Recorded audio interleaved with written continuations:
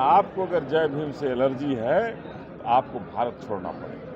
कहीं न कहीं सरकार भी इस बीएसपी से जरूर इतना समझ गई है कि बीएसपी अब रुकने वाली नहीं है, इसकी आंधी है और निश्चित रूप से आने वाले समय में ये तूफान का रूप लेगी। लोकसभा के अंदर हमारे बाबा साहब पर इतराज हो रहा है, लोकसभा के अंदर भारत के गृह मंत्री को आपत्ति हो रही है कि आप क्यों जय भीम कर रहे हैं। हम तो जय भीम वाले हैं, हमारे खून में मरते दम तक जय भीम निकलेगा, इसके अलावा कुछ नहीं निकलेगा। तो हम जय भीम वाले हैं और जय भीम के नारों के साथ हमारा अंत होगा। लेकिन ये कहना चाहते हैं कि आपको अगर जय भीम से एलर्जी है तो आपको भारत छोड़ना पड़ेगा। बहुजन समाज पार्टी इन दोनों गठबंधनों में नहीं शामिल है। तो इंडिया और एनडीए के गठबंधन है, उनमें नहीं शामिल होगी। बहन जी ने पहले भी निर्णय लिया है, कोई गठबंधन होगा नहीं होगा ये बहन जी का निर्णय है। लेकिन 243 सीट पर बिहार में लड़ने की तैयारी बहुजन समाज पार्टी कर रही है।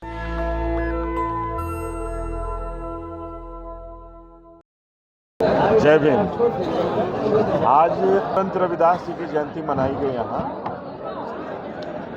और पूरे बिहार से आकर के जोशो खरोश के साथ बहुजन समाज के लोग, बहुजन समाज में जन्मे लोग संत शिरोमणि रविदास जी की जयंती मनाया है और एक संकल्प लेकर के कि जो संत शिरोमणि रविदास जी ने जिन वानियों से जो उस समय के सामंतवाद और मनुवाद का जो समय रहा था, उस समय जो संत शिरोमणि रविदास जी ने अपने दोहों के माध्यम से समानता का कि मानव एक समान है, किसी मानव में कोई फर्क नहीं है, ऊंच वही है जिसके पास ज्ञान है। ब्राह्मण होने से ऊंच नहीं हो सकते। ज्ञान है, अगर किसी नीचे जो मानते थे कि नीचे जाति वाली हैं उनके पास भी ज्ञान है तो उनके पैर पूजने की बात उन्होंने कही। तो हम सबों ने बहुजन समाज के लोग यहाँ उपस्थित होकर के संकल्प लिए हैं कि हम अपने संत शिरोमणि रविदास जी के सपनों का भारत, जो संत रविदास जी चाहते थे, वो भारत बनाएंगे। और बाबा साहब ने जिस संविधान के माध्यम से जो लिखा है उस भारत को बनाने के लिए हम सभी संकल्पित हैं। बीएसपी को लेकर जबरदस्त उत्साह सड़कों पर देखने को मिला, क्या कहेंगे आप? देखिए, बीएसपी के लिए पहले से भी लोगों में उत्साह रहा है और आज ही ये कार्यक्रम हमारा मिलर हाई स्कूल में था। उस कार्यक्रम को एक दिन पहले सरकार ने कैंसिल करा दिया करके आनन फानन में ये व्यवस्था हमें यहाँ करनी पड़ी, जो काफ़ी छोटी व्यवस्था हम लोगों की तरफ से हुई। तो कहीं न कहीं सरकार भी इस बीएसपी से जरूर इतना समझ गई है कि बीएसपी अब रुकने वाली नहीं है, इसकी आंधी है और निश्चित रूप से आने वाले समय में ये तूफान का रूप लेगी। अनिल जी, क्या आज जयंती के बहाने क्या चुनावी अभियान की बीएसपी ने शुरुआत कर दी है? चुनावी मैदान में देखिए, ये चुनावी कोई बैठक नहीं थी, चुनाव की बात हमने नहीं की, लेकिन इतना जरूर हमने कहा ये समानता की बात है, ये सामाजिक समरसता की बात है कि आज भी हमारे लोगों को दबाया जा रहा है। आज भी अगर बिहार में ही हम बात करें तो बिहार की जो सरकार बनी है उसके मंत्रालय में हमारे लोगों को जगह नहीं मिली। जो दलित समाज से जो उसमें आने चाहिए थे, 7 दलित समाज से लोग हैं उसमें। ऐसा क्यों हो रहा है? जो नौकरियां मिल रही है उन नौकरियों में हमारे लोगों को, पिछड़े अति पिछड़ों को, दलित समाज को दबाया जा रहा है, उन्हें नहीं मिल पा रही है।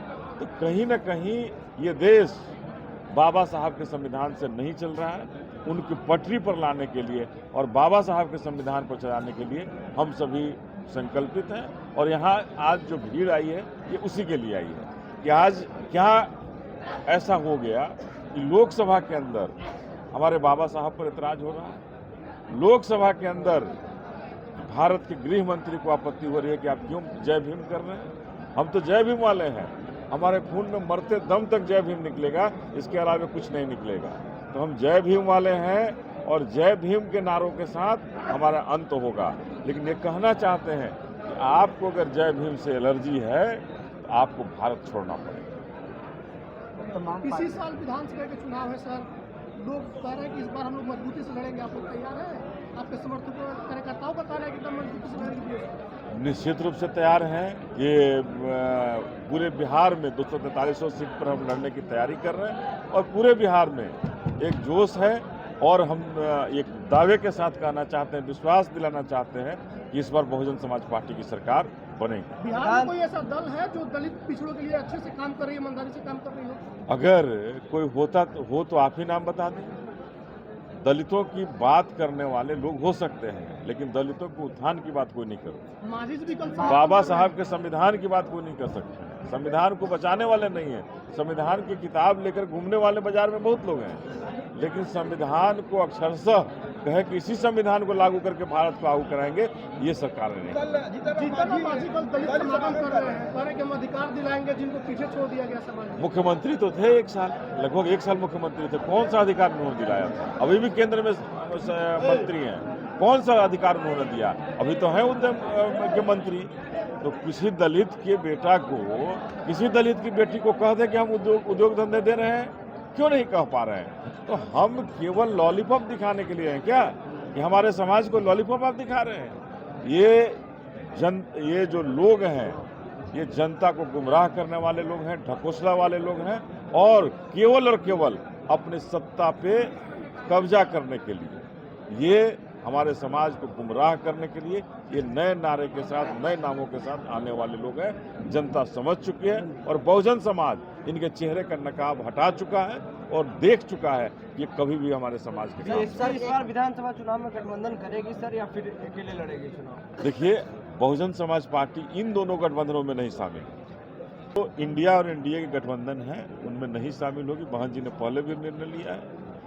कोई गठबंधन होगा नहीं होगा, ये बहन जी का निर्णय है। लेकिन 243 सीट पर बिहार में लड़ने की तैयारी बहुजन समाज पार्टी कर रही है। कई और न्यूज उस चैनल पर पे कर चल रही रहे हैं कि आरजेडी ने बीएसपी को 24 से 25 सीट ऑफर किया है, क्या सच्चाई? देखिए, आरजेडी ने क्या ऑफर किया है, अभी ये ऑफर हम लोगों के पास नहीं आई है। हम लोगों के पास कोई ऐसी सूचना नहीं आई है कि आरजेडी ने क्या कहा है।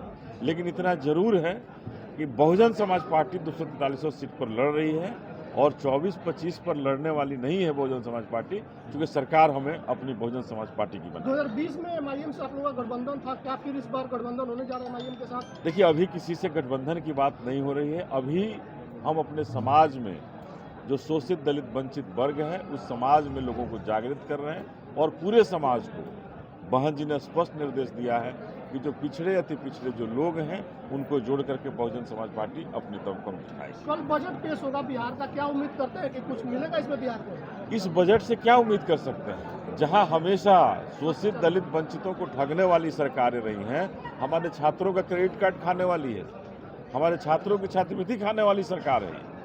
हमारे युवाओं की छात्रवृत्ति कौन खाई है? उसे क्रेडिट कार्ड देने वाली सरकारें हैं, उससे क्या उम्मीद कर सकते हैं? इसलिए ऐसी सरकारों से कोई उम्मीद नहीं कर सकते हैं। ये सरकार मनुवादी और सामंतवादियों को बढ़ावा देने वाली है। ये सरकार कभी भी शोषित दलित वंचित का उत्थान करने का नहीं। नेशनल दस्तक की आपसे गुजारिश है कि अगर इसको बचाना चाहते हैं तो नेशनल दस्तक को सब्सक्राइब करने के लिए रेड कलर के सब्सक्राइब बटन को दबाएं, फिर बेल आइकन की घंटी दबाएं। नेशनल दस्तक को बचाने के लिए बहुत जरूरी है कि हर खबर को शेयर करें, लाइक करें, कमेंट जरूर करें।